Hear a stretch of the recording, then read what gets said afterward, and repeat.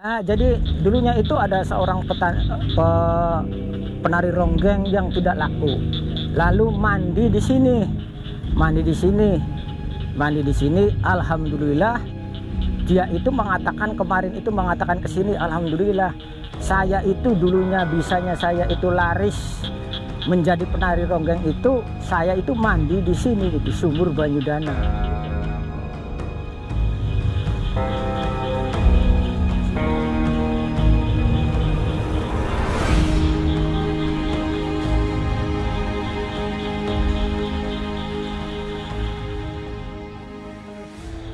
Makanya kita jelaskan di sini walaupun namanya juga Banyudana, itu banyu adalah ibaratnya air, dana itu adalah uang, itu bukan. Jadi untuk mencari keridhaan Allah tetap kita itu harus tafakur. Jadi di sini mah enggak, maksudnya enggak sembarangan orang ibaratnya saya itu ke sini. Enggak. Kalau sini tetap yang ke sini itu harus berpuasa.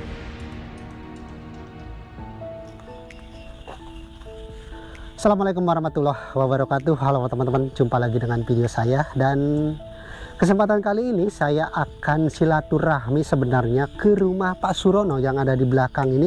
Namun setelah menunggu lama, Pak Surono tidak kunjung datang ya. Informasinya sih Pak Surono nanti mau maghrib baru ada di rumahnya ini. Rumahnya menyendiri teman-teman, jauh dari tetangga, berada di area perkebunan ya. Dan informasinya Pak Surono sering mengalami hal-hal gaib di rumah ini. Namun daripada menunggu lama Pak Surono ya teman-teman, kebetulan di samping sebelah sini ada satu sumur keramat peninggalan leluhur dulu, namanya adalah Sumur Kejayaan. Nah, informasinya menurut masyarakat Sumur Kejayaan ini, bagi siapa saya yang percaya katanya bisa mendatangkan karomah maupun barokah ya. Dan informasinya sudah ada masyarakat yang merasakan barokah maupun karomah dari Sumur Kejayaan ini. Ada masyarakat yang usahanya lagi sepi atau susah usaha, setelah disyariati di sumur ini katanya usahanya lancar, dan juga ada semacam pengen jabatan, informasinya datang disyariati ke Sumur Kejayaan ini dan terkabulkan, itu informasinya. Namun saya tidak menyuruh Anda untuk syirik meminta kepada selain Allah Subhanahu wa taala ya, tapi ini hanya sekedar syariat teman-teman, tidak untuk syirik meminta ke selain Allah ya. Oke, seperti apa lokasi dari Sumur Kejayaan ini? Mari kita eksplorasi saja ke sana teman-teman. Nah teman-teman, di depan ini adalah penampakan dari rumah Pak Surono yang tanpa tetangga, berada di area perkebunan ini. Namun karena Pak Surono tidak ada, sudah menunggu lama tidak kunjung datang, saya akan silaturahmi mungkin ya, kalau ada Bapak Kuncennya, ke salah satu makam keramat di mana ada juga Sumur Kejayaan di sana teman-teman. Nah, ke sana itu dekat banget dengan rumah Pak Surono ini nih, yang tanpa tetangga. Dan informasinya sumur ini adalah Sumur Kejayaan, di mana banyak sekali orang yang datang ke sini untuk mendapatkan karomah maupun barokahnya gitu ya, dari sumur ini teman-teman. Kita menyusuri jalan setapak ya. Dan untuk lokasi ini berada di Desa Sumber Kulon, Kecamatan Jati 7, Kabupaten Majalengka.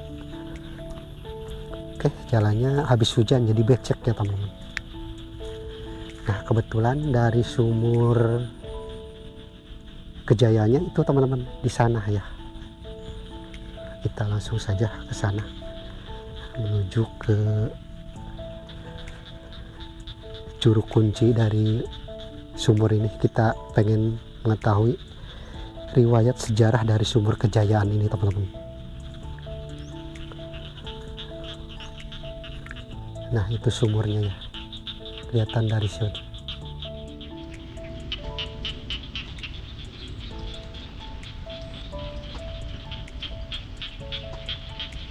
Nah, ini sumurnya, Sumur Kejayaan. Seperti ini penampakannya, teman-teman.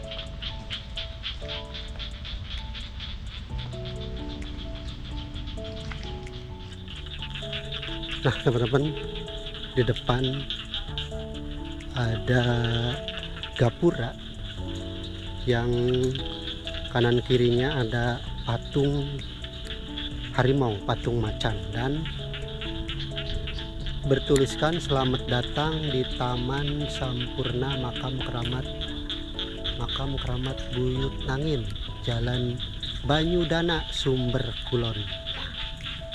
Seperti ini penampakan dari makamnya, dan nanti kita akan coba ngobrol bersama Bapak Kunci dari Buyut Keramat Nangin ini tentang sumur. Di sana tuh ada Sumur Kejayaan. Oke, kita langsung saja menuju ke Bapak Kuncinya. Nah, di sini adalah area pemakamannya. Ke sana adalah area hutan kebun ya, karena ini hampir berdampingan dengan area sawah ya. Oke, dari tampak sini sih makamnya masih sedikit sekali ya pemakaman ini, hanya ada beberapa buah saja, dan Bapak Kunci sepertinya ada di sana ya.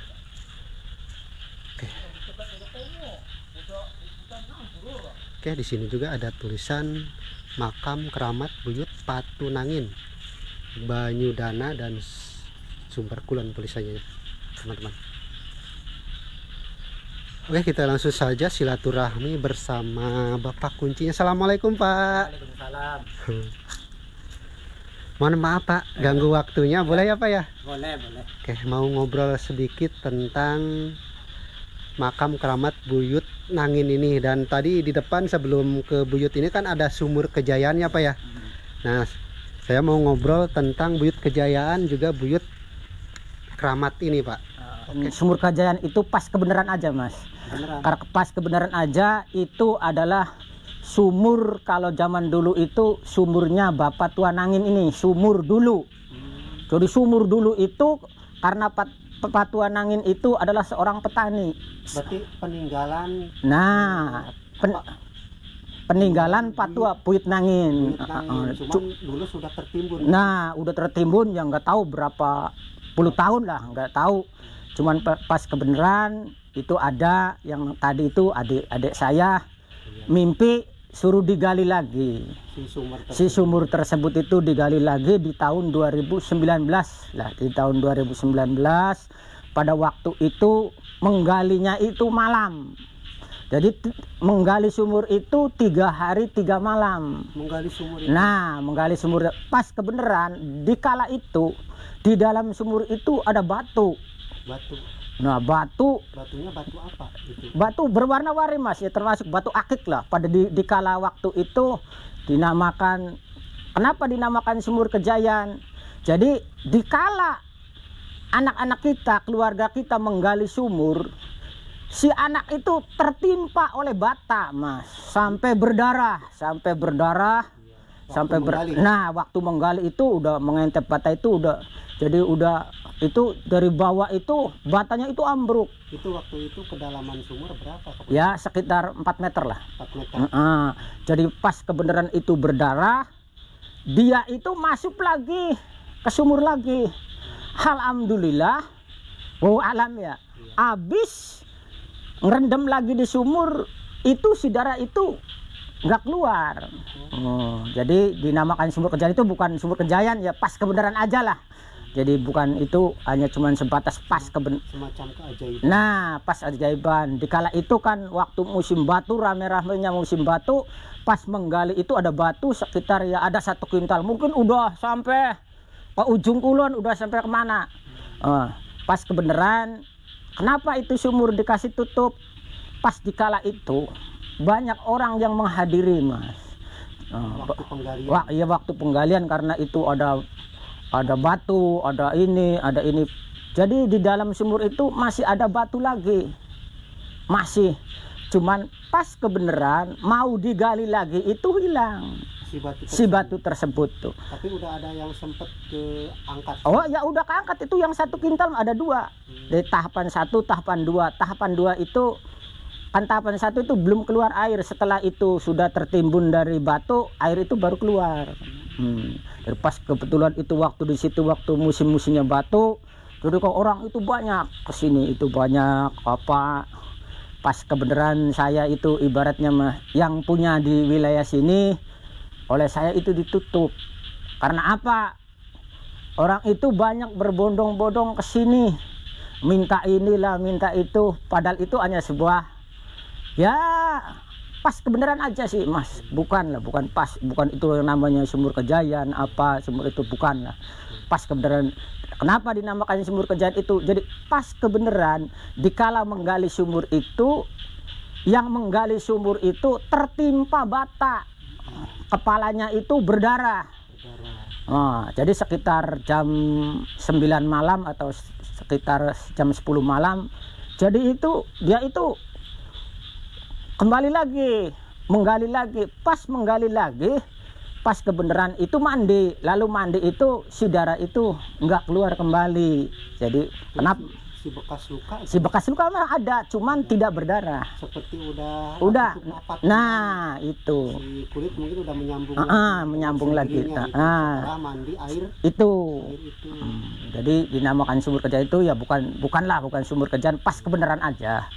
Jadi pas kebenaran, jadi gimana kawan-kawan itu ya udah dinamakan Sumur Kejayaan. Kemungkinan dikala waktu tahun 2019 itu orang itu banyak Mas, banyak yang minta sumur sini ke itu. Ya intinya kami sebagai keluarga yang di sini intinya memanfaatkan sumur dulu untuk peninggalan leluhur. Nah, peninggalan leluhur lagi. Kenapa? Karena Buyut Nangin itu adalah seorang petani. Dulunya orang nih tanahnya itu seorang petani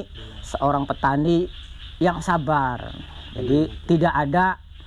Mengapa dikatakan Buyut Nangin itu, saya mohon maaf punten dulu, karena Pak Buyut Nangin itu orangnya sabar. Jadi dikala itu menanam sabrang, menanam singkong, menanam buah-buahan, kalau ada yang mencuri itu, dia itu malah yang punyanya yang lari, bukan yang itu. Kalau dia udah mengambil, mungkin dia itu kembali. Jadi misalnya ada yang maling sabrang, ya nggak pernah ngomong. Menjauh gitu. Nah, malah yang punyanya itu menjauh. Kenapa Bapak Tuan Nangin itu nggak mau dimakamkan ke makaman umum?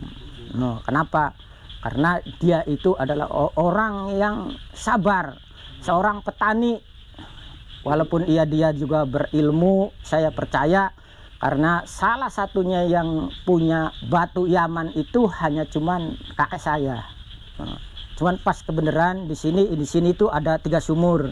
Yang pertama itu sumur itu. Ini juga ya Pak ya? Ini sumur ya, sebelah sana juga kan ada. Masih ada. Masih. Itu namanya itu kalau dulu itu namanya, kalau pernah ada orang kesini, pernah yang jadi ronggeng itu lalu laku, ya mandinya itu di sana. Jadi pernah orang sini, pernah ibaratnya waktu dulu jadi topeng atau jadi ronggeng itu enggak laku-laku. Pas mandi di sana itu alhamdulillah. Sumur yang ini apa yang sana? Yang sana ini, yang itu, yang sini. Nih. Oh, tuh. Itu ini sumurnya tuh. Boleh kita ke sana, Pak? Boleh, bisa.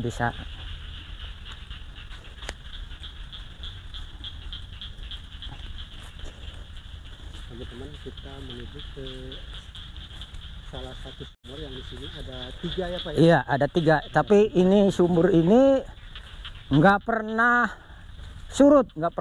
Walaupun di musim kemarau. Musim kemarau itu ya ada aja, nggak pernah surut. Karena sumur ini ya udah dari dulu. Kan dari rumah itu udah pernah saya kuras. Tuh. Tapi airnya nggak begitu bening ya Pak? Ya, kalau ini paling bening itu adalah sumur yang di Buyut Nangin. Oh, yang itu. Enggak. Makamnya itu. Itu ya, kalau yang bening mah nggak ada lagi. Kalau sumur itu ya kalau musim rendang itu, musim masa tanam 1 ya mungkin seperti ini. Kalau ini namanya sumur apa? Ya, ini yang namanya sumur Banyudana, sumur Banyudana ini. Banyudana yang ini. Iya. Kalau yang paling depan itu Kejayaan. Sumur Kejayaan. Kalau yang dekat makam. Kalau yang dekat makam ya itu sumur, sama juga sih, sumur Banyudana itu pembikinan keluarga kami. Nah. Iya. Kalau ini sih dari dulu, ini mah dari dulu. Dari dulu. Iya, dari sebelum saya juga lahir ini sumur itu udah ada. Udah ada. Ini mah udah peninggalan sejak ya buyut. Tadi tuh ada cerita seorang penari ronggeng, itu gimana ceritanya, Pak? Ya, jadi dulunya itu ada seorang penari ronggeng yang tidak laku. Iya. Lalu mandi di sini. Alhamdulillah dia itu mengatakan ke sini, alhamdulillah saya itu dulunya bisanya saya itu laris menjadi penari ronggeng itu, saya itu mandi di sini di sumur Banyudana. Sumur Banyudana ini. Iya. Peninggalan dari Buyut Nangin.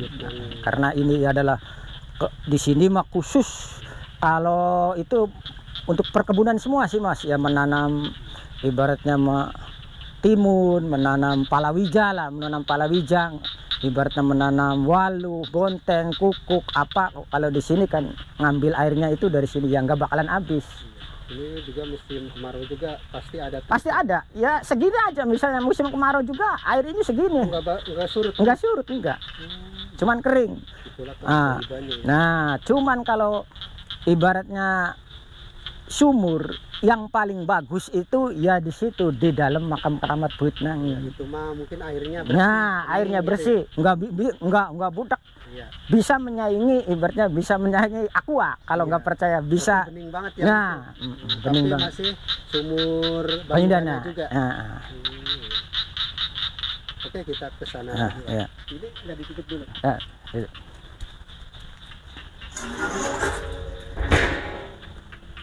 Kita kembali lagi ke sana. Dan kebetulan ini di makam keramat Buyut Nangin ini seperti taman rekreasi aja soalnya.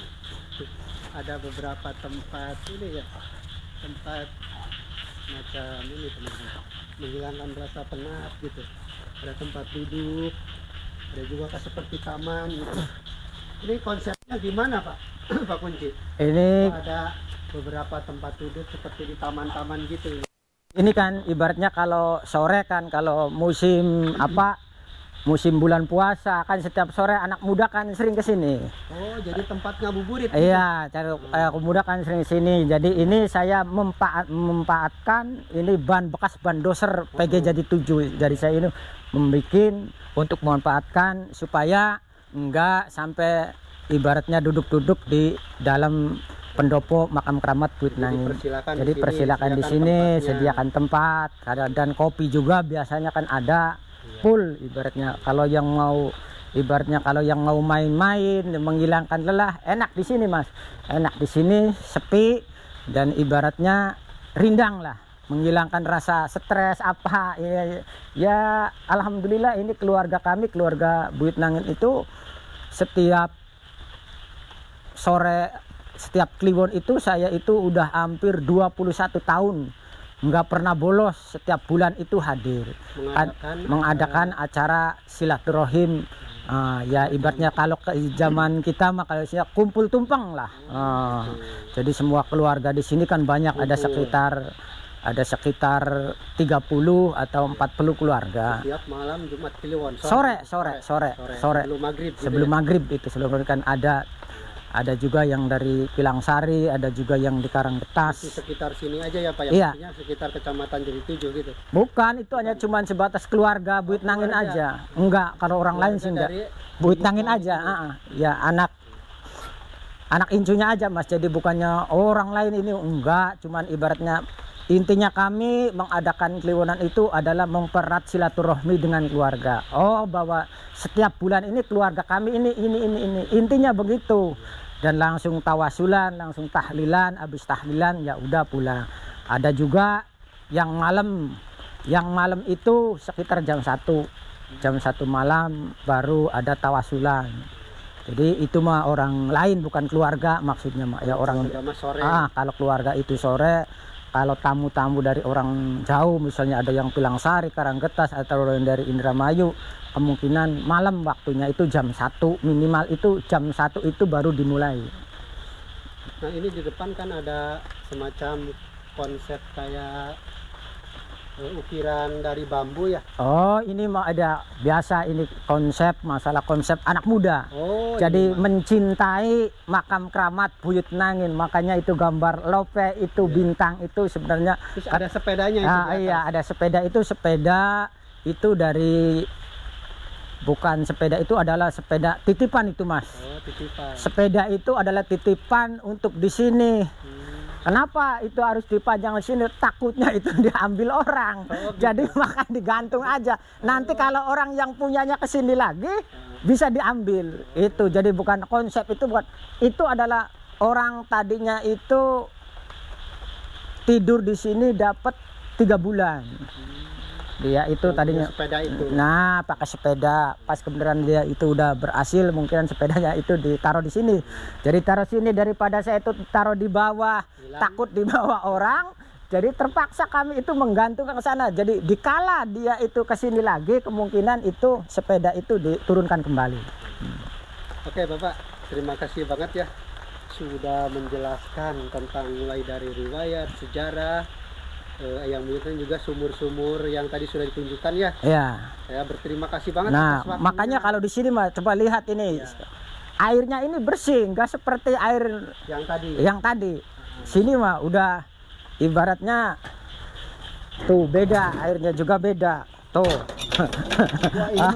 Nah, tuh airnya juga bisa menyaingi tuh. Waduh. Tapi kalau di mah wow.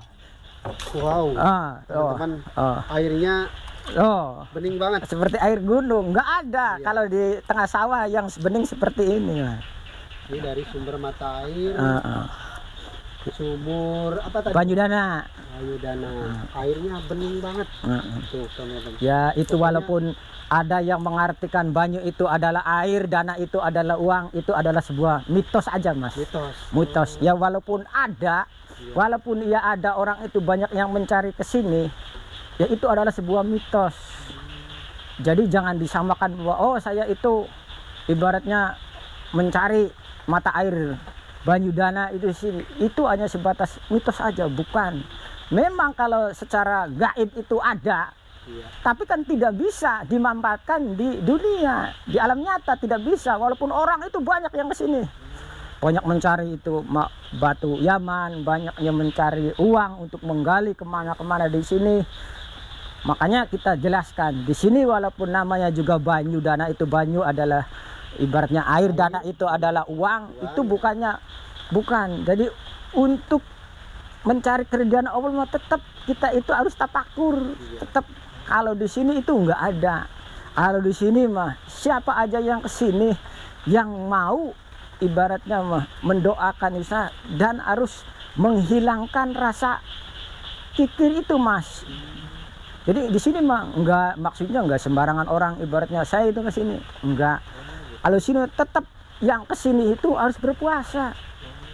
Berapa hari itu? Ya tergantung kan niatnya. Niatnya Mas itu niatnya itu apa? Enggak ada yang di sini mah. Aslinya saya yang udah saya itu di dalam enggak ada orang yang meminta-minta itu. Nyata itu tidak ada. Tapi kebanyakan orang yang tidur di sini 2 hari atau 3 hari dan tidak makan tidak minum itu pasti nyata. Jadi di sini mah kalau aja minta-minta yang gak bakalan dikasih, harus kerja dulu. Insya Allah kalau kerja dulu mah ibaratnya ya banyak dia yang sukses, tapi ibaratnya enggak seperti membalikan telapak tangan minta saung, enggak begitu cepat dikabul. Tidak ada. Kalau di sini tetap silakan mau tidur di sini, mau apa di sini, mau meminta apa di sini. Jadi tetap meminta melalui wasilah Bapak Tuan Nangin, tetap minta harus Gusti Allah mah. Karena apa? Bapak Tuan Nangin adalah orang yang sabar. Orang sabar. Makanya kenapa makamnya itu di tengah-tengah sawah?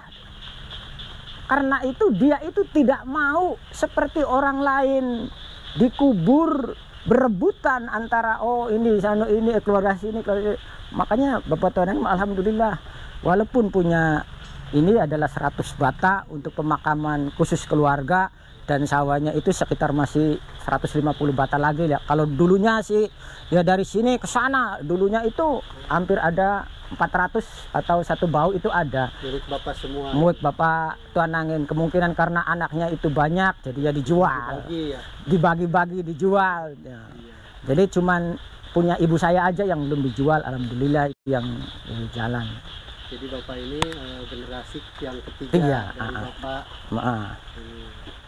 Jadi saya Pak, terima kasih banget udah ngasih wawasan, ngasih semacam informasi juga ngasih apa ya semacam riwayat cerita dari sejarah buyut ini ya Pak ya? Iya. Jadi kalau sejarah aslinya sih memang seperti itu. Kalau Bapak Tuanang itu bukan ahli apa-apa, cuman ibaratnya Bapak Tuanang itu dulu itu adalah orang yang sholat juga ibaratnya nggak seperti orang lain ditampilkan dan untuk mengamalkan kepada anak-anaknya enggak. Kalau dia sholat dia sholat, tapi nggak pernah misalnya ke anak incunya itu ayo sholat seperti sekarang, enggak. Karena apa? Sudah tahu sendiri bahwa anaknya saya nantinya seperti apa, itu seperti apa, itu adalah terserah. Jadi enggak seperti sekarang ayo sholat. Kalau dulu sih enggak, mau sholat ya silakan, mau tidak ya silakan. Maksudnya jadi perbuatan itu tidak ditampilkan kalau anak cucunya tidak minta. Jadi enggak seperti sekarang, oh kamu itu harus jadi ini, kamu itu harus jadi ini, harus jadi. Kalau dulu sih ya enggak, ya itu ya sholat. Jadi nggak tahu ya kenapa.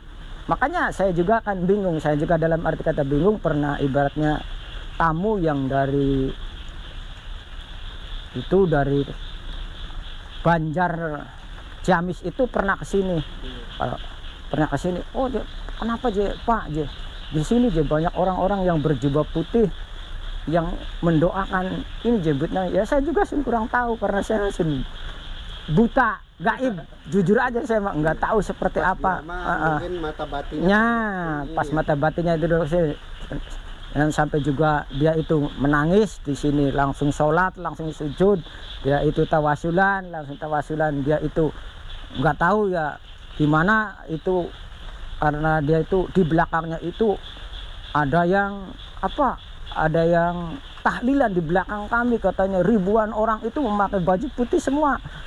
Pas kebenaran saya kan di belakangnya, saya itu apa iya apa tidak itu karena saya mah orang biasa.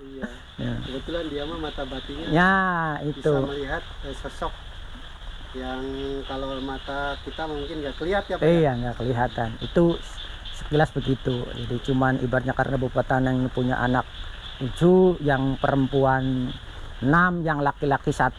Jadi itu yang laki-lakinya udah meninggal tuh. Itu adalah anak-anaknya itu 4 itu. Jadi ini keluarga semua ya Pak ya? Keluarga sini. Yang makam ini ya Pak ya? Iya. Ini keluarga semua yang di sini. Ini anak laki-lakinya. Nih anak laki-lakinya namanya Pak Warta. Itu ada makam kecil Pak? Ini makam kecil itu incu daripada yang di Banten, ini namanya Robi. Ini orang Banten. Tapi punya istri orang sini. Jadi dimakamkan di sini. Ini Pak Warta, ini Haji Kasteri itu anaknya, ini menantunya, dan ini tuh ibu itu yang belum lama meninggal, Ibu Aram Asih. Sekitar sebulanan ya? Iya, lebih. Hampir 1 tahun lah. Kalau yang di dalam ini ada berapa Pak? Kalau di dalam itu ada 2. Ada 2, cuman Buyut Nangin sama Ibu Seri, namanya Ibu Seri yang perempuan yang dalam itu ada 2. Kemungkinan itu maaf saja karena saya nggak bawa kunci biasanya. Nggak apa-apa, udah disebutkan. Iya, ada 2 berarti ya. Ada 2, cuman Buyut Nangin sama istrinya. Oke Bapak, sudah panjang lebar ngobrol. Terima kasih banget atas waktunya. Mungkin nanti kita jumpa lagi di lain kesempatan. Iya, ya, mangga. Oke, assalamualaikum Pak. Waalaikumsalam warahmatullahi wabarakatuh.